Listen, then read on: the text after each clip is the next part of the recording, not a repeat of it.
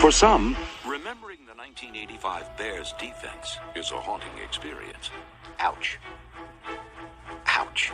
I can close my eyes today. There they are, right in front of me. Steve McMichael, Dan Hampton, Richard Dent, Mike Singletary with those big eyes staring at me. Off to the right is Otis Wilson. Off to the left is Wilbur Marshall. I take the snap. I open my eyes. They're still there. I go to bed at night sometimes. I close my eyes. I break out in a sweat. They're still there. They actually hit you on their way going somewhere for a little meeting, and you happen to be in the way. You know, it's like, oh, sorry, Joe, we ran over you. You know, we weren't really interested in you anyway. You're a piece of dirt, and get out of our way. I mean, that's the way you felt. As a quarterback and as an athlete, it was hard to really stand in there and summon up courage to keep standing in there, because no matter how good your team played, you were going to take a whipping physically. Hey, man, this young quarterback, man, somebody knock him out for me, will you? It's like a pack of wild dogs. You know, if one of them's mean, they're all going to be mean. Mike, man, I'm going to kill him. Wilbur, I'm going to get there first. Dent was saying, no, I'm getting there first. And I'm looking at these guys, and I'm saying, wait, the guy is bleeding. You don't have to kill the guy. We don't care. We're going to get him. That's what we do.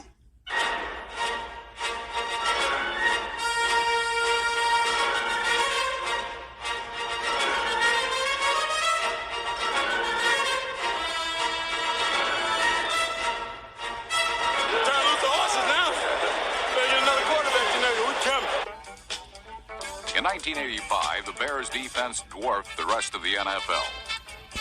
They not only defeated opponents with outstanding athletes, they demoralized them with confusing alignments and relentless pressure. Nobody could figure it out. It was just coming from everywhere and breathing down your neck. They were ruthless. The 46 worked because of Hall of Famer Dan Hampton. Athletic 350-pound rookie defensive tackle William the Refrigerator Perry, cat quick pass rusher Richard Dent, and tough-as-nails safety Gary Fensick. But the real key to the 46 were the linebackers. They have the ideal personnel to handle that style of defense. They have good linebackers and a good secondary. But I think the key to that whole thing is those defensive linemen. Right! Led by Dan Hampton, Steve McMichael, and Richard Dent, number 95. The Bears have the league's most powerful four-man front. The foundation of the NFL's toughest defense to run against. But Chicago's overwhelming success is the result of their pass rush. The key to playing dominating defense in the NFL is pressure on the quarterback. It sounds simple, but no team in the league exerts the mental and physical strain on the passing game that the Bears do. Remember last Buddy Ryan created the 46 defense. It was a complex scheme with a simple aim. Attack the quarterback with overwhelming numbers.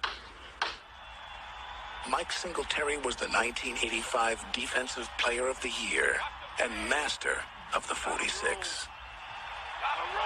The 46 defense, to make it very plain and to the point, is all about pressure. It is all about pressure.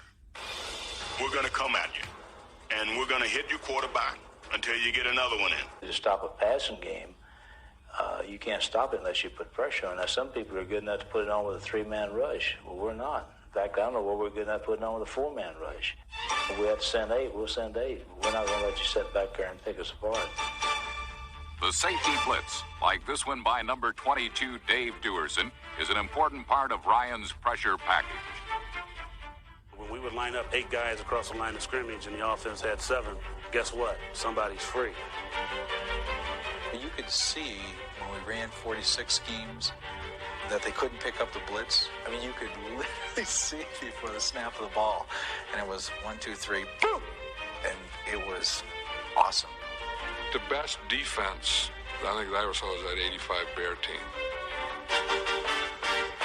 Pat Summerall and I did like 6 or 7 games, towards the end of the season, including the play, and we never saw a touchdown scored against them. And I mean, they were as dominant as you could be. It was a nightmare, I know, for the quarterback. First of all, you have Otis and Wilbur next to each other that the quarterback's looking out of his eye. Then you got Dent on the other side. Then you got Hampton in front of you, and then the Fridge, and then Steve McMichael. That's not very good. If you blocked all of them, then who had Mike Singletary? If you picked him up, then who blocked number 45, Gary Fensick? In 1985, no one figured it out.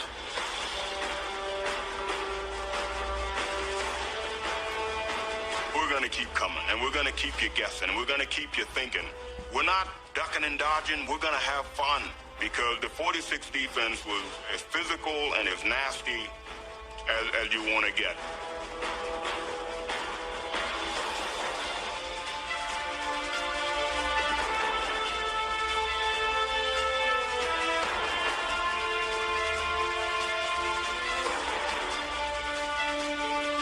I was a coach, but I was a fan. I mean, I watched, and I marveled just like the people in the bleachers. It's beautiful to watch. I enjoyed every minute of it. I tell you, those guys, when they got on a roll like that, it was like a work of art. As that season went on, it became relentless. It was everybody did it. You know, it was Mingo, it was Richard, it was Otis, it was Marshall. Marshall was, man, was he. I can still see the lick he put on Joe Ferguson up in Detroit. I've never seen like it. I thought he killed him.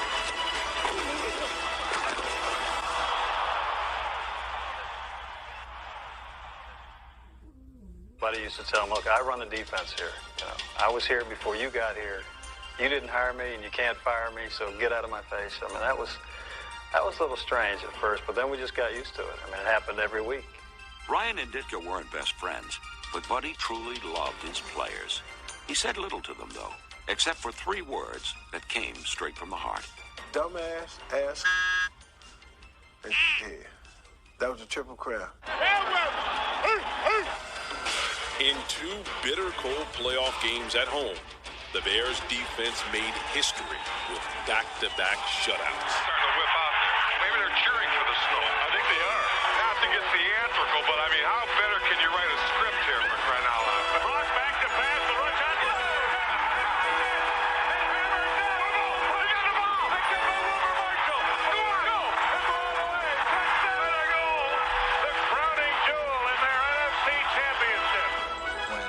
Wilbur got that fumble, and it started snowing.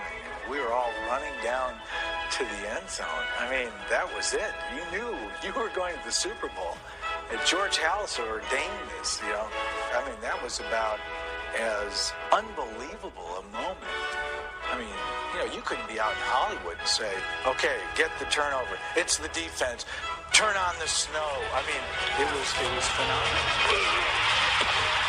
The NFL may never see another defense like the 85 Bears. They were intimidating, they were destructive, and they rode a wave of emotion to a world championship.